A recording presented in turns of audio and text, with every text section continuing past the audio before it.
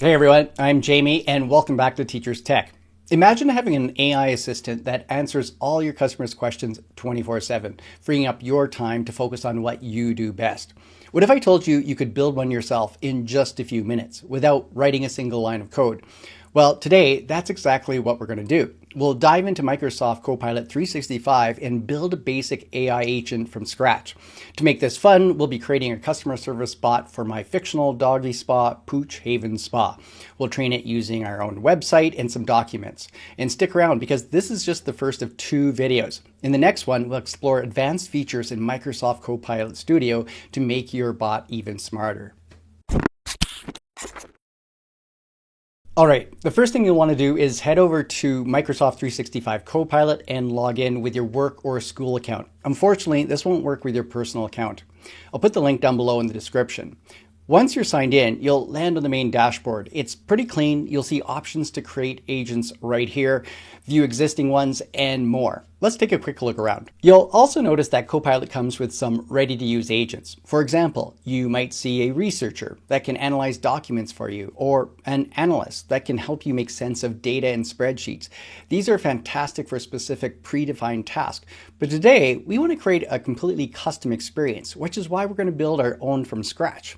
Okay, let's get to the fun part, creating our agent for Pooch Haven Spa.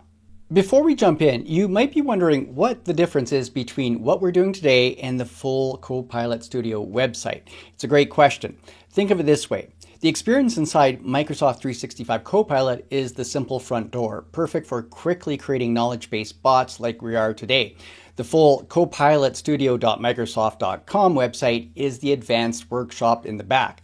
That's where you add powerful automations, which we'll cover in part 2 video. So today we're starting with a quick and easy way to get going. You're going to see a few different ways you can start building your agent. From up top here, create agent. If I scroll down, you'll see it here. I just tend to click over here and create them here. Now, it's pretty easy to get started, and we're just going to be using natural language to describe what we want. You can start with one of these templates here if we want, but as I said, we're going to start from scratch. So I'm going to go down right here, and all I'm going to say is a friendly AI assistant for Pooch Haven Spa customer inquiries. I'm just going to send this off. This doesn't take very long for it to get started. After a few seconds, it's all done the first part. It's saying that we have a friendly AI assistant for Pooch Haven Spa.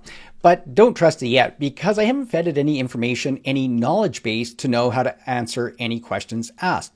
And the other thing right away I notice, I don't want this to be called new agent. In the original prompt over here, I could have told it to give a name to it, and it's even suggesting it down here. Now let's choose a name for your agent. It suggests the Pooch Haven Assistant. I have a different idea for it. I want to call it Pooch Pal. So just by doing this, it's going to go through and rename the agent. Now that we have the name out of the way, you can see that there's some refining that it needs to do. And we're going to go up to configure because the first thing I want to change is this icon right here. To me, that doesn't say Pooch Haven Spa very much. And notice this, I can change the name right here as well. If I go ahead and just change the edit here, notice I can upload a new icon. So if I go upload, I can go and I have one ready here. And I can go ahead and choose this. I'm just going to go all files and choose this and open it up. It does need to be under 1 megabyte. I'll apply this and you should see this right away get updated. Now, I used AI to create this image. I went over to create here and you'll see that you can create these images right inside M365 Copilot. And I just downloaded it and then uploaded it. Now, let's do some more configuring. You'll notice in the description section right here that this reflects this over here. So if you want to go and make a change to this, just go ahead and add something like maybe a support email or take something away and it will make the change over here. Let's move on to the instructions. Think of this section as the employee handbook for your AI. You're giving the core rules for how to behave, what tone to use, and what to do when it gets stuck. You can see Copilot has already made a good start based on our initial prompt, but we want to add a very important rule.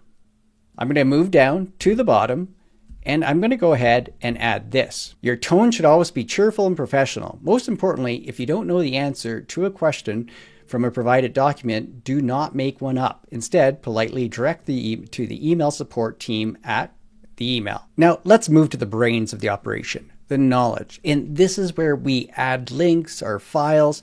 If you go ahead and just click in here, you can see right through here all the things that you can add. So these could be through your OneDrive connected. We have different things from Word files. We have our Microsoft Teams or SharePoints through here that we can add for the knowledge base.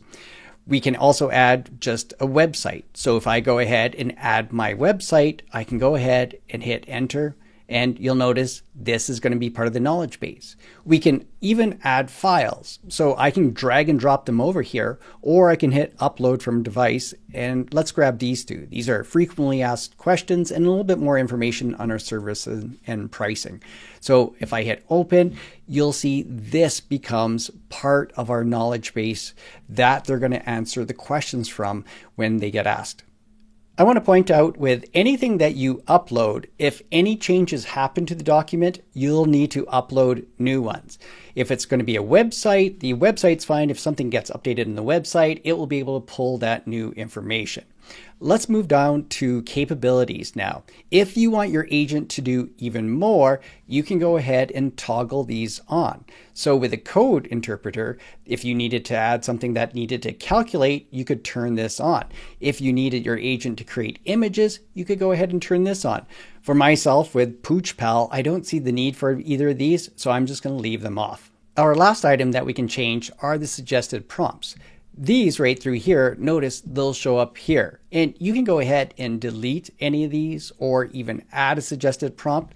This will allow your users to kind of know what to ask. Sometimes you go to something and you're not sure to where even start, but this will give you some ideas what they can ask. So down here though, they can go ahead and type their message. So let's ask it something basic. When are you open? Let's see if it knows. This should be from the knowledge base that our time should be there, and it should be able to search the files to find the answer.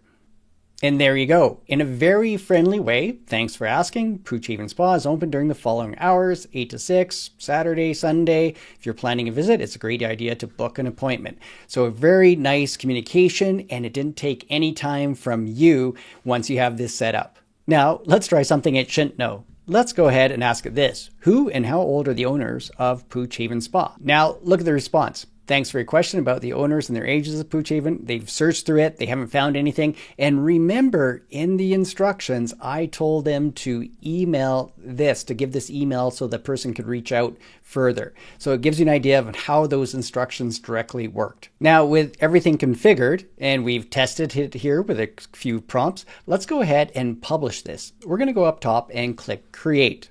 It's creating the agent now, and you'll see at this point when it pops up, currently only I'll have access to it. As you can see right here, the link only works for you, but I can go ahead and change the sharing the settings. Do we want anyone in your organization, specific users in your organization, or only you? So if I was switching it to everyone in the organization, then they can have access to this. I can go ahead and hit save. And what I want to point out to is this over here. This becomes one of the agents. So I'm going to go ahead and close this. If I go to all agents now, I have PoochPal right here on the list. And if I go ahead and click on it, I'm in PoochPal now. I'm going to go ahead and ask it one more question. How much is the Spa Deluxe package? We'll send that away. And there's the information that it pulled from the documents that I gave it. So there you have it. In just a few minutes, we've built a custom AI agent that's ready for internal use in your organization. But what about putting it on your public website or teaching it to automate tasks like sending emails? That's where the full power of Microsoft Copilot Studio comes in. And it's exactly what we'll cover in part 2. You won't want to miss it. If you found this video helpful, please give it a thumbs up and subscribe to Teachers Tech for more. Thanks for watching, and I'll see you next time in the next video.